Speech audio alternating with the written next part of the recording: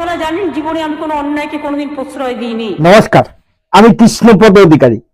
আমার ছোট্ট একটা ইউটিউব চ্যানেল আছে, চ্যানেল নাম ডোন্ট কেয়ার। ফেসবুক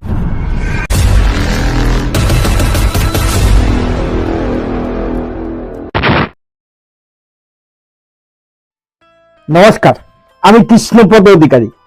আমার ছোট্ট একটা ইউটিউব চ্যানেল আছে, চ্যানেল নাম don't care. Facebook page Krishna Krishna. অসুর বধ করার জন্য সমস্ত দেবতারে সবাই একত্রিত হয়ে মা দুর্গাকে অসুর বধের জন্য তাকে বধ দেওয়া হয়েছিল এবং মা দুর্গা অসুরকে বধ করতে সক্ষম হয়েছিল। কিন্তু আজকে আপনারা বলবেন এই বিষয়টা কেন তুললে? অবশ্যই তোলার নির্ধারিত একটা কারণ আছে। কারণটা গতকাল যখন হোলি হলো, এই হোলিতে পাকিস্তান, যেখানে পাকিস্তানের পুলিশরা এই হোলি শান্তিপূর্ণভাবে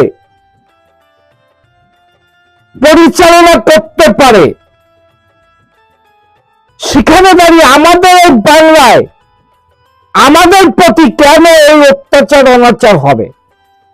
যে কথা আমি বলছিলাম মা দুর্গার কথা, কারণ এই যে দুর্গা, তমলুকে আপনারা দেখবেন যে এই যে দুর্গা যে কথাগুলো বলছে আর যে প্রতিবাদগুলো করছে, এটা হিন্দু ধর্মকে জাগিয়ে দেয়া। কারণ আপনারা যদি না জাগেন, বিগত দিনে হিন্দু ধর্মের কোন অস্তিত্ব এই পশ্চিমবাংলায় থাকবে না। তার জন্য আমার এই মায়ের কথা শুনে আপনারা সকলে হিন্দু ধর্মকে জাগ্রত করেন। চলেন শোনা যাক কি ঘটলো আর কি কথা বলল আমার এই অসুরধারিণী দুর্গা।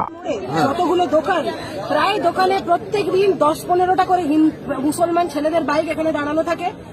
যতজন এখানে দাঁড়িয়ে আছে কেউ রাস্তায় এখানে ভালোভাবে বেরোতে পারে না। ইভেন গোটা টাউনে তাই অবস্থা, গোটা টাউনে তাই অবস্থা।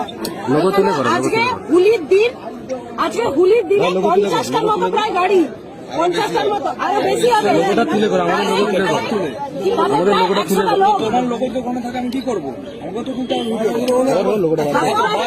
আরে দাদা ইন্টারভিউ, তারপরে 100টা, প্রায় 100টার মতো লোক মাথায় টুপি পরা ওখানে এসে একটা এখানে দাঁড়িয়েছে। তার আগে তালপুকুরে মারপিট করে এসছে, মারপিট করে এসে ওখানে ছেলেটা দাঁড়িয়েছিল, ছেলেটাকে বলছে তুই কি হিন্দু বলে দেখো, ওরকম মেরে তার অবস্থা খারাপ করে দিয়েছে, নার্সিং হোমে ভর্তি করে দিয়েছে।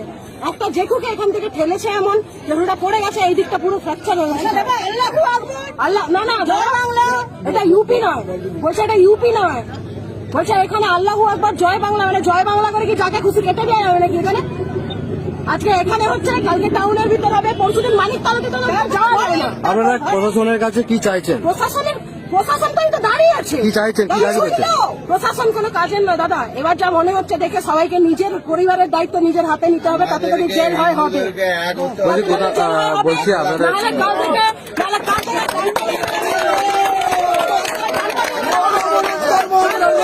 আপনাদের যদি আমি এখানে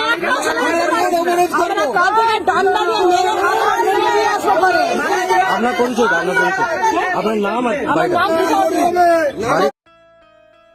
তাহলে বিষয়টা ক্লিয়ার হয়ে গেল। কারণ আমার এই প্রতিবাদী মা যে কথাগুলো বলছে, সেই কথাগুলো অতি ভয়ঙ্কর, সেই কথাগুলো অতি ভয়ঙ্কর।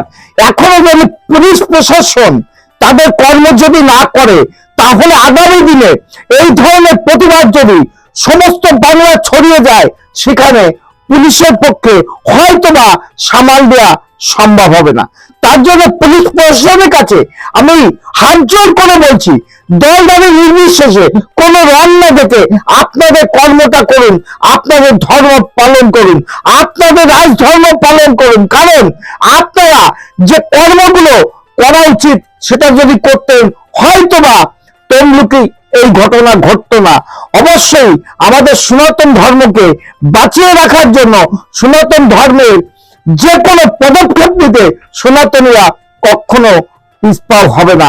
তার জন্য আমার এই মায়ের কণ্ঠের সঙ্গে কণ্ঠ মিলিয়ে যত সনাতনীরা আছে সবাই এক হবেন, এইটাই কাম্য সনাতনী হয়ে।